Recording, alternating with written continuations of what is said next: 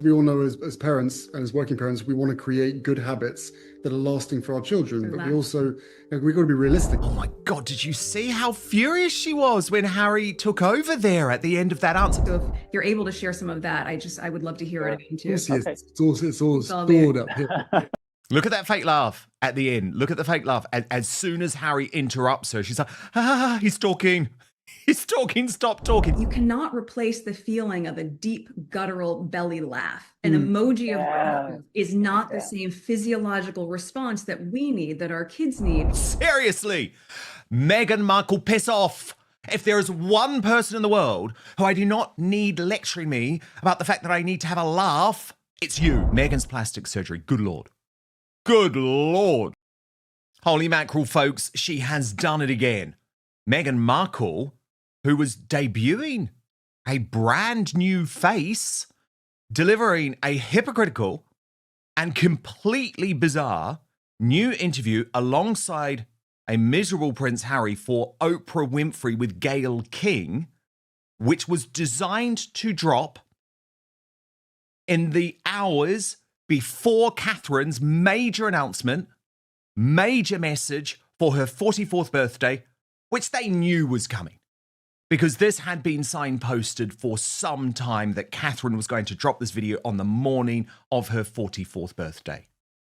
So, despite everything that they've said, Harry and Meghan's tactics and their playbook remains identical. Their bitter and twisted war against William and Catherine remains identical. But we're going to call out the lies. Tom Sykes, who is the author of the brilliant Royalist Substack, also European editor-at-large for the Daily Beast, with us today. But first, I want to take you through exactly what went down during an insanely sycophantic interview with Gayle King. Now, you'll remember Gayle King is the BFF of Oprah. She's always been a propagandist for Harry and Meghan. And she makes it clear that she is on their team during the start of this very odd appearance. And as I say, Meghan's plastic surgery, good Lord. Good Lord, watch. We have two special guests that are joining us now. I am very pleased to welcome Prince Harry and Meghan. They are my favorite Duke and Duchess of Sussex. They are my favorites, who have worked extensively over the years on mental health, specifically around online dangers and the vulnerability both adults and children can feel in the digital space. So several years ago, they created the Parents Network. These two are always doing things to help others. It's a global network of families that have lost children who engaged in online content. Their mission is this: to find solutions to keep all the children safe, including yours. Guys, thank you so much for joining us. We really, really appreciate you taking the time, because I'm thinking we're all trying to figure this out and it seems so hard. Meghan and Harry, welcome to you all. Hi. Hi, nice to see you. Hi. Nice to see you. Nice to meet you, Jonathan. Good to see you again. Good to see you again. Nice to meet you. Very, very nice to see you all. Thank you for having. I mean, it's such an incredible way to start the year too, because I think so many people are thinking about what their priorities are for the year, especially as we think about our children or your grandchildren, Gail, as you said, and to just really reframe it, and also how that fits into our collective mental well-being. So we definitely have questions, and you know, Jonathan, you're always a wealth of knowledge, so we're thrilled to be able to be here. Well, you've certainly got a lot to think about, Meghan. No staff, no money, business failing. So, of course, what does she do, and what does Harry do? Compare big tech companies to drug dealers. Yeah, the big tech companies that she's working with and plugging her crappy products with constantly. Watch. Triggered when we were doing work on this almost 5 years ago at Stanford. Do you remember what they said about in the online space? It's one of the only other places where you call the customer a user. And what did they say? The only other place that you hear that is with addiction and drug dealers. Drug dealers. They're users. They're creating this habit. So everything you're saying, I think, of course, rings true. You know, we know in the work that we've done the tolls that digital pressures can take on young people, and also the ripple effect that has on families, parents, entire communities. But you know, we touched on this in the fall, Jonathan. I think it'd be really helpful for people to hear, even if they've heard it from you once before, to hear again the data and the metrics that you have on how the screen time is entirely correlated to rising anxiety, loneliness, depression, specifically in kids. It's so compelling. So if you're able to share some of that, I would love to hear it again too. It's all stored up here. Look at that fake laugh at the end. Look at the fake laugh. As soon as Harry interrupts her, she's like, he's talking. He's talking, stop talking. Then the most humorless woman in the world encourage us all to just have these deep guttural belly laughs, something which I've never seen her have. Watch. Thank you, Gail. I mean, I think part of it, less about concerns, because what I love about what this book does is it's about really the solutions. Yes, and Jonathan, you had spoken about that, and it stuck with me because even when we were on Mental Health Day in October, you were saying you cannot replace the feeling of a deep guttural belly laugh. An emoji of laughter is not the same physiological response that we need, that our kids need. And what I love is that the more that we encourage our children to do this, we mimic those same behaviors. We also start to play, and we also start to be more present. And so I think as we look to New Year's resolutions, which we're all making, and I know for a lot of people, it's probably less laughter emojis and more real laughter, and also less screen time. I guess, for both of you and for Catherine, are there any adjustments and tweaks that are tangible that people could start to implement today for their families, especially as we've come back from holidays? That reintegration after 3 weeks off school can be really tricky for parents. And I know because we all know as parents and as working parents, we want to create good habits that are lasting for our children, but we also, we've got to be realistic about what we can do consistently. So I guess, can you good question. Very good question. Yeah, can you share some ideas with Catherine, who's on this call, who's listening, on any small changes that can have a big impact? Yeah. Oh my God, did you see how furious she was when Harry took over there at the end of that answer? But seriously, Meghan Markle, piss off. If there is one person in the world who I do not need lecturing me about the fact that I need to have a laugh, it's you. Seriously, it's you. Harry did finally get his chance. She finally let him speak at the end. Yeah, I've got a couple of questions. Jonathan, first off, we saw you last on World Mental Health Day, and over the years we've worked with you on how the digital space is deeply affecting our collective and mental, emotional, and physical health. And obviously, a huge congratulations to you. Royal watchers were left debating motive and timing after Meghan Markle unveiled a striking new look during a fresh TV appearance, just as attention was focused on Catherine, the Princess of Wales, marking her 44th birthday. Online reaction was immediate. Some praised Meghan's reinvention, while others questioned whether the timing was merely unfortunate, or strategically chosen to compete for headlines at a key royal moment. In today's media-driven monarchy, visuals matter, timing matters, and every appearance is scrutinised for intent. This latest moment has reignited a familiar question. Is this simply coincidence, or another example of how royal narratives now collide in the public spotlight? Subscribe now for sharp, balanced royal commentary and the stories behind the headlines. Great to be here. I think what really struck me about this, like aside from the sort of content, which, I mean, to be frank, there's only 1 or 2 people on the planet who are going to sit there and watch the whole thing, right? To most people, the impact of this is basically, maybe 5 seconds on Twitter or a screen grab. And what struck me was just how weird they look. So, yes. And look, I don't know, like, whatever, people want to have plastic surgery, dye their hair, do whatever they want to do. That's fine, right? Do whatever you want to do. Like, we all do that stuff. Anyone who has to appear on screen needs to take care of their appearance. That's not the issue. The issue is that it looks to me like this is sort of it looks like sort of 2020 Facetune. Do you know what I mean? Their faces are all like weird and smushed up, like they're kind of behind a screen that's bleaching out all the features. That it's like someone's turned up the dial on, because there's that little dial on Zoom, right? Do you want to touch up your appearance? Hey, haven't we all gone, yes please, a little bit? But the thing is, I never do that. I actually genuinely never do that, but I know people do. Well, it's true that exactly, and it's true, and increasingly it's sort of quite uncool to do it within the kind of within the kind of tech bro, trendy Totally. people in And America. Tom, this is a woman constantly lecturing us about authenticity. Like, it doesn't fit. Exactly. So that I think is the bigger problem with it, is that we're always being told, right, to buy, these kinds of voices. And look, it's a legitimate message, right? Don't be swayed by what you see online. A lot of what you see on Instagram is nonsense. It's just curated, it's touched up with AI, it's no one can really look like that.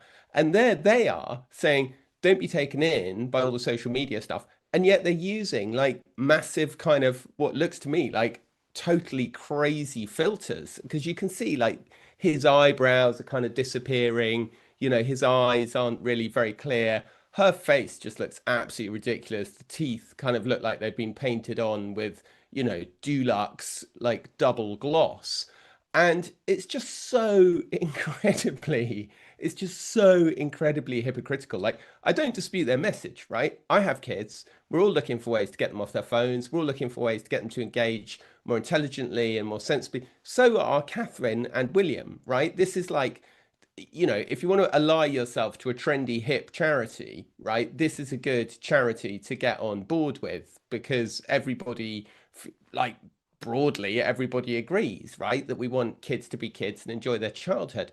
But the problem is that if your whole brand, your whole existence is being mediated through social media, your whole business is selling stuff, selling this kind of domestic fantasia through social media, and then you're actually appearing at an event saying, don't be taken in by social media, with like massive screen filters. I mean, it's just like, you just look at it and you just think, who's advising these people? And we know the answer now. Nobody's advising them. No one. And we also know it's them. been impossible to advise them, in fairness. Lots of good people, Tom, and some not so good people have tried and failed and come and gone, as we know.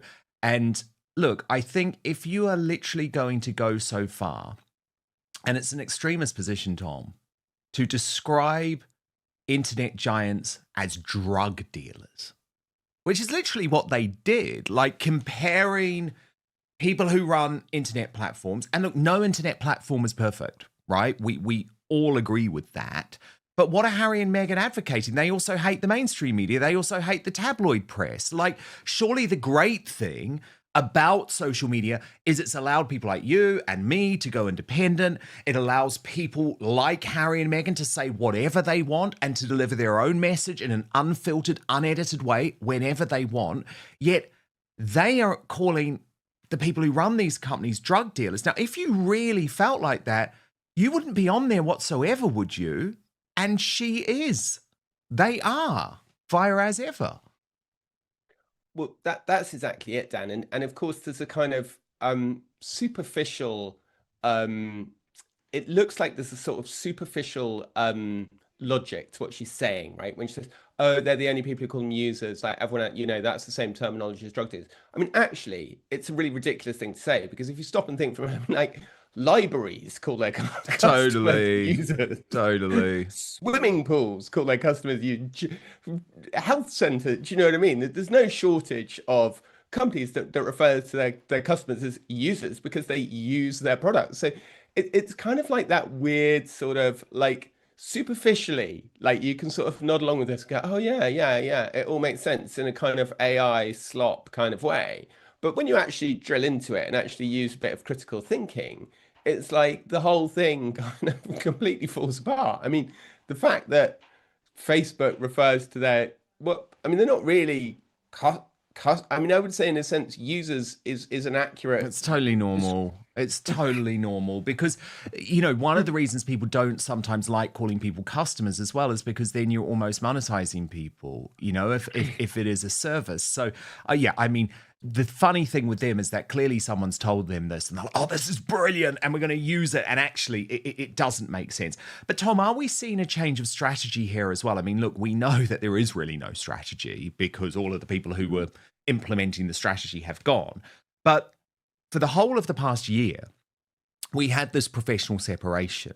And I would argue it was to avoid what we just saw, right? Because the on-screen dynamic with Harry and Meghan is awful. It's just awful. Like, she cannot help herself. She does interrupt him. She does talk over herself. There are times when she shows how she really feels in her facial expressions. Like sometimes it's the plastered on fake smile.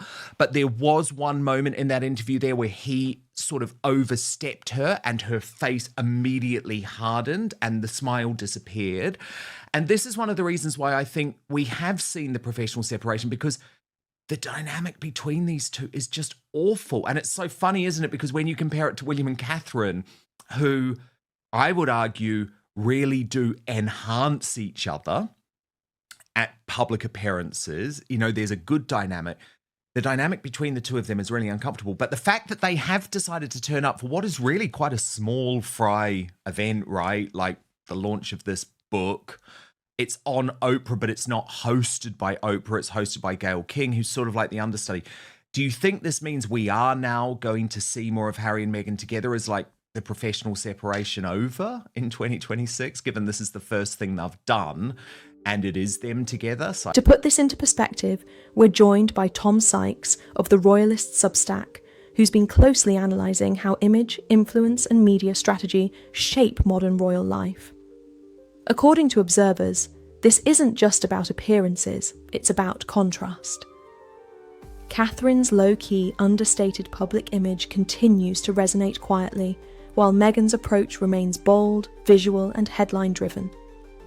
Two very different strategies, two very different paths, and an audience left to decide which feels more authentic. The real question now is whether moments like this deepen division or simply reflect the unavoidable reality of royals competing in a 24-hour media cycle. Watch to the end for the full expert breakdown. Share your view in the comments. Coincidence or calculated timing? Like if you value thoughtful royal analysis, subscribe for daily royal news, insight and debate.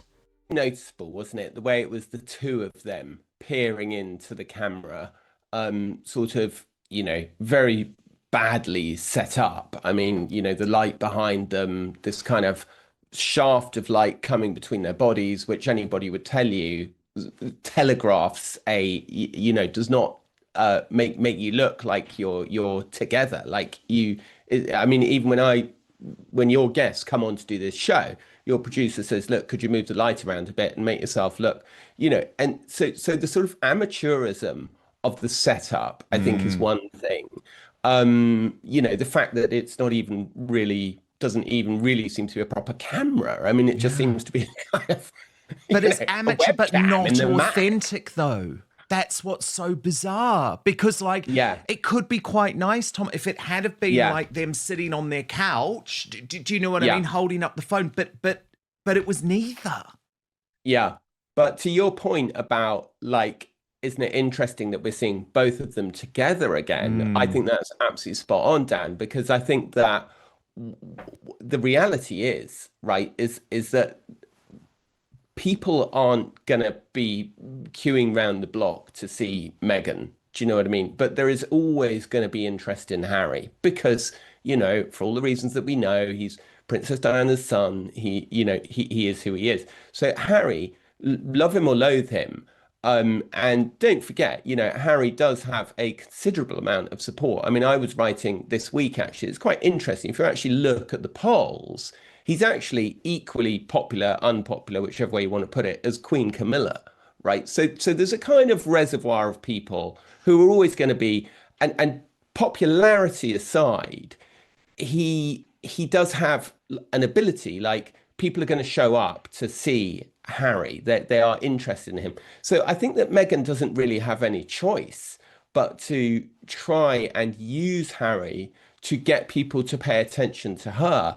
And it was very interesting, as you say, in that interview, the way that she kept cutting him off. I mean, it was extraordinary. And I mean, but the chemistry is so bad between them, isn't it? Terrible. I mean, it's so bad. Terrible. And the problem is, right, how can you say that they have this great marriage, this great relationship, when you don't ever see that? You just never see, I know it was filmed so long ago, but in the With Love Meghan Christmas special, I would argue that the interaction was really awkward. Look, I think this has been a disastrous start. But then we come to the other thing that is going to infuriate people, Tom. Can I just say one other thing, please, Dan, that please. you mentioned earlier?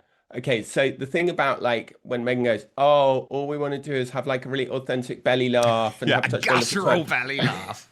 I mean, like, it seems to me like the whole core of the problem with Meghan and the United Kingdom and why it didn't work out and didn't get on here is her sort of complete inability to have any kind of banter or be self-deprecating in that British way. And that sort of, at the risk of a massive generalization, that sort of slightly Californian thing of taking everything very seriously, where even pulling a cracker has to be a statement of intentional fun and this kind of stuff. I mean, it's like, do you know what I mean? It's like, and there's always been this attempt to try and sell Meghan as she's such great fun, we have such a great time, but I think it's a dead horse that they're flogging. Well, we've just never seen it. We've just never seen it. Like, think of how much we've seen of Meghan Markle, right? During the royal family, the cameras there for the Netflix special, Tom. The cameras there for With Love Meghan, where the producers were presumably looking for lots of footage that would humanize her. I promise you, I've watched all of this, as have you. We do it for work. I have never seen a guttural belly laugh from this woman. Ever. I just, like, it's just not what she does. It's not her thing. So, her demanding us to have one is, bizarre. But anyway, I want to come on to the thing that is going to infuriate a lot of people, Tom, because the Catherine message, and I'm interested to know your view on this, but from my understanding, and obviously we're both very honest about the fact we're not members of the Royal Rota, but my understanding is that the Catherine birthday message had been signposted and that all of the Royal Rota were aware that it was coming, were told to, clear the schedule. I presume they get given it before anyone else because they're able to prepare, the coverage of it and have it ready to go. So it feels very unlikely to me that Harry and Meghan were not aware that this first appearance of the year was going to clash directly with Catherine's birthday. I mean, it was released, Tom, in the early hours in the United Kingdom of Catherine's actual birthday. Yeah, well, I think that they're in permanent competition, aren't they? So whether or not they knew the specifics of what was coming, they obviously knew something was coming for her birthday and weren't content to leave the field clear, as it were. And I think what's very clear, what we see over and over again, is this is their way of saying, hey, look, we're not going to shut up. We're a couple on the move. We're on maneuvers. We've got our own agenda, and we're going to do our own thing. And in a sense, that would be fine, right? But it's just weird how their own thing always seems to sort of collide with, the other person's thing.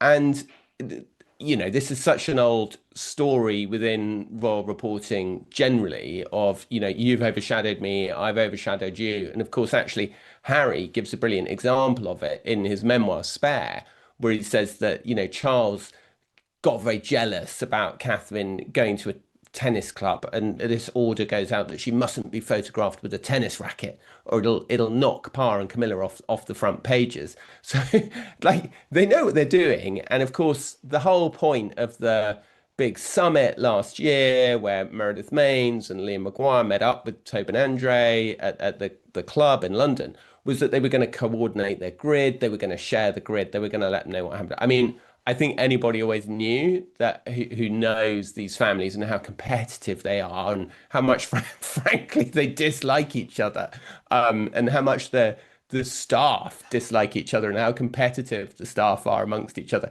knew that was never really going to fly. The message itself, Tom, really does show Catherine's newfound confidence to share how she really feels. I mean, I think it's stunning. I really do. You can see her in this one, which is nice as well. Let's have a watch before we discuss it. Even in the coldest, darkest season, Winter has a way of bringing us stillness, patience, and quiet consideration, where the stream slows just enough for us to see our own reflection, to discover the deepest parts of ourselves, alongside the whispers and the pulse of every living thing.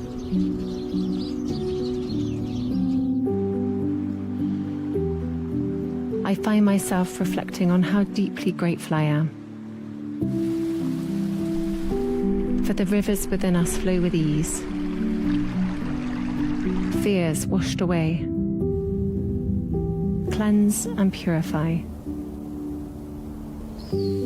come to peace with our tears, and discover what it means to be alive.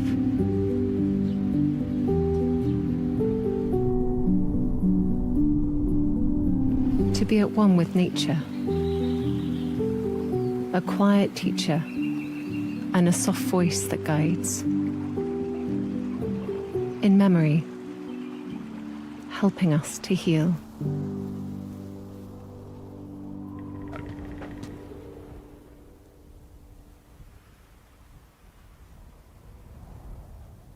So in Tom, it's beautiful. It's very well done. But this one really personal. I mean, what she is effectively saying there is, I'm grateful to be here. I'm grateful to be alive. And it is a clear reference to her cancer battle. Yeah, absolutely. Look, let's get all the praise out the way first. Look, this is brilliant. It's incredibly well done. It's incredibly well shot. It feels incredibly authentic. It feels like Catherine kind of stepping into her role and being the kind of queen I'm going to be. It very much, for me, echoes that Times piece that came out the other day saying, I'm going to be a queen who's in touch with my heart, in touch with my emotions. I'm not going to be afraid to express them, and I'm not going to be afraid to talk about them. That said, I think that possibly the one criticism that I have of the whole Mother Nature series, of all four of them throughout the whole thing, is that it's just sometimes it just feels like a very rich woman kind of talking about her lovely life. And I actually, in that video, the one moment that I thought was perhaps unwise to include is her sticking her hand in the river with a massive engagement ring that's probably worth more than my house and your house put together. And so I think she just needs to be slightly careful. I mean, brilliant. Lean into the kind of, the empathy, the compassion, the lean into like, this is who I am. I'm so grateful to be alive. I've been through cancer. I've recovered. Fantastic. Just be slightly cautious of looking like an unbelievably privileged kind of person, because, there's lots of people. I mean, I wrote about this earlier today, and there's a considerable body. There's a considerable proportion of people watching this who've been through cancer who haven't had top level care from the NHS, right? Who've had a difficult time, who've been left on trolleys and waiting lists and not been seen in a prompt and respectful amount of time, and all that kind of thing. So I think that I think it's ultimately, look, I welcome it, and I think that it's completely.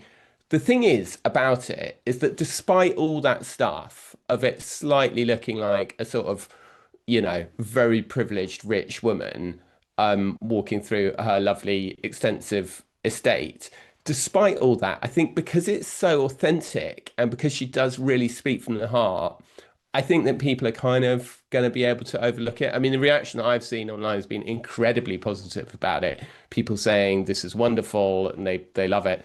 There's a few voices saying, look, come on, this is not my experience of winter. My experience of winter is the car not starting, the pipes freezing. But hey.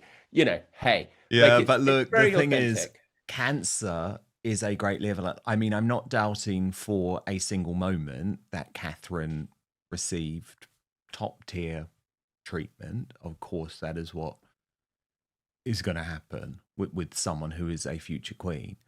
But it's a real leveler, isn't it? When all of a sudden you're sitting alongside those people and all of your lives are at stake. And we'll talk about it actually when we move over to Substack for more of the Royal Uncancelled After Show, but there was that appearance at the hospital yesterday where Catherine was able to empathise in a way that many royals can't, because she has actually gone through it. So I do want to get into that, because Tom Sykes has some interesting views about a bit of a risk for Catherine, just making sure that she doesn't overshadow her husband,